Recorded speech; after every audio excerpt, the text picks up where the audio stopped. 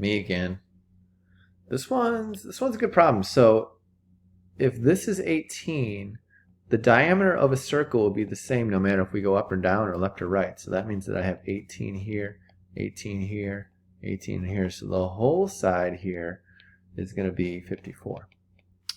Now, there's actually two shapes we need to find the area of. You know the rectangle now. You can find the dimensions of that rectangle. And then you know the radius of the circle is going to be 9. I guess that was how I was feeling today. So the two shapes I have are the circle with radius 9. Find the area of that. And then the rectangle with sides 18 is a depth and 54 is a length. And then the area, or the probability equation that we're going to use is going to be, remember, area of a circle is pi r squared. Put the r in parentheses to avoid computation errors.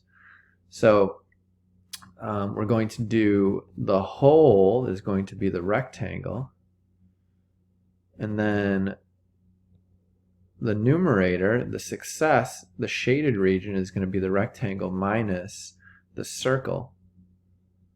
But be careful because there's 3 of those circles that we have to deal with.